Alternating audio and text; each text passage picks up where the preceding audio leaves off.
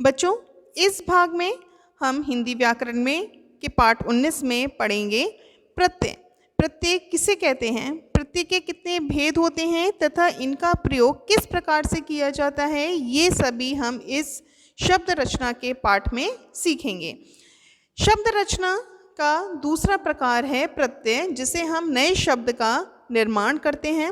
इससे पहले के अध्याय में हम जान चुके थे कि शब्दों के पहले शब्दांश जोड़कर नए शब्दों का निर्माण किया जाता है। तो जो नए शब्द जोड़े जाते हैं उन्हें हम क्या बोलते हैं, उपसर्ग कहते हैं। लेकिन प्रत्यय इसके विपरीत होते हैं कि शब्दों में शब्दांशों को शब्दों के अंत में जोड़कर जब नए शब्दों का निर्माण किया जाता है तो वो शब्दांश जो शब्दों के अंत में जुड़ते हैं तो वो क्या कहलाते हैं, प्रत्यय कहलाते हैं। तो इसकी परिभाषा क्या हुई, वे शब्दांश जो शब्दों के अंत में जुड़कर शब्दों के अर्थ में परिवर्तन लाते हैं उसे हम प्रत्यय कहते हैं। जैसे कि यहाँ उदाहरण स्पष्ट है, रूप के पीछे हमने क्या जोड़ा, हीन, तो नए शब्द का क्या निर्माण हुआ, रूपहीन। इसी तरह से शिष्ट के पीछे नया शब्द एक शब्दांश जोड़ा तो क्या बना, शिष्टता। मानव के पीछे जोड़ा तो क्या बना, मानवता। बुद्धि के पीछे हमने मान जोड़ा तो बना बुद्धिमान, और कला के पीछे हमने जोड़ा कार तो क्या बना, कलाकार। अब जानेंगे कि प्रत्यय के भेद कौन कौन से होते हैं। बच्चों, प्रत्यय के दो भेद होते हैं, कृत प्रत्यय और तदित प्रत्यय। सबसे पहले जानेंगे कि कृत प्रत्यय किसे कहते हैं। इसकी परिभाषा क्या है, जो प्रत्यय धातुओं के अंत में जुड़कर नए शब्दों, और वो नए शब्द कौन से होते हैं, संज्ञा के होते हैं या विशेषण के होते हैं, का निर्माण करते हैं, उन्हें हम क्या बोलते हैं, कृत प्रत्यय कहते हैं। जैसे यहाँ पर कुछ प्रत्यय और उनके उदाहरण दिए गए हैं। जैसे प्रत्यय है आँख, आप उदाहरण में देख रहे हैं, आगे लिखा है तैराक और चालाक। तैर के पीछे अगर हम आँख लगा दें तो नया शब्द क्या बन रहा है हमारा, तैराक। और चाल के पीछे आँख लगा दिया तो बना चालाक, जिससे अर्थ में भी परिवर्तन आया। इस तरह से ये प्रत्यय जो कृत प्रत्यय होते हैं वो नए शब्दों का निर्माण करते हैं, जो कि कौन कौन से होते हैं, संज्ञा और विशेषण। ये सभी प्रत्यय आप लोग अच्छे से कंठस्थ कर लें क्योंकि ये परीक्षा के लिए बहुउपयोगी हैं।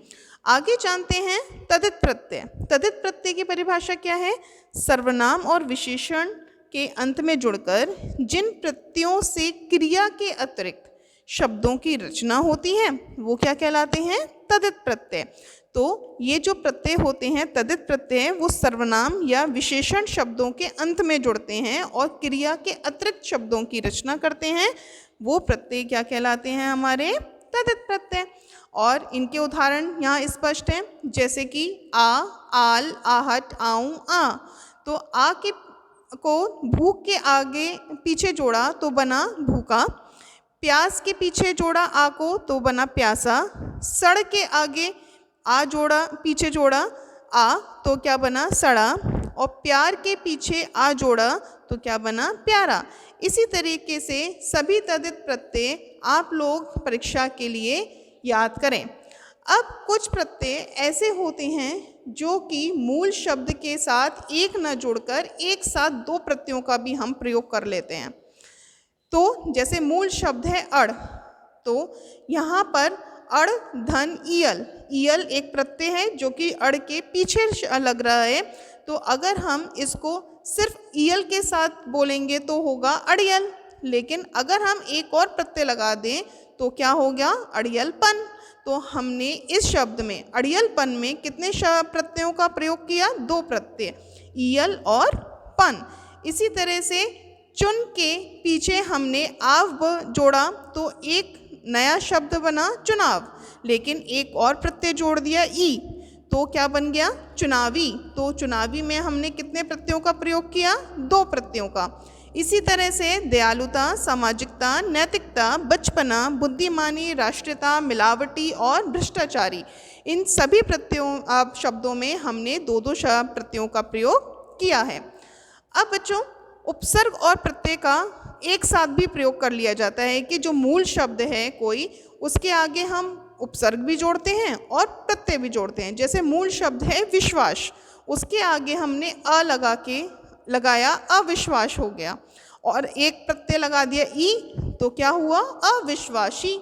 तो इस तरह से नए शब्द का निर्माण हुआ अविश्वासी। तो अविश्वासी में एक उपसर्ग और एक प्रत्यय, हमने दोनों को जोड़कर नए शब्द का निर्माण किया। इसी तरह अस्वस्थता, अनेकता, अनुकरणीय, अपमानित, अभिमानी, परतंत्रता, प्रत्याशित, सकुशलता, सुशोभित, स्वतंत्रता, बदनामी और उपकारी, ये सभी ऐसे नए शब्द हैं जिनके आगे हम उपसर्ग और प्रत्यय एक साथ में प्रयोग में लाते हैं। बच्चों, आप परीक्षा के लिए इन सभी प्रत्ययों को अच्छे से पढ़ें और याद करें, ताकि आप परीक्षा में आसानी से नए शब्दों का निर्माण कर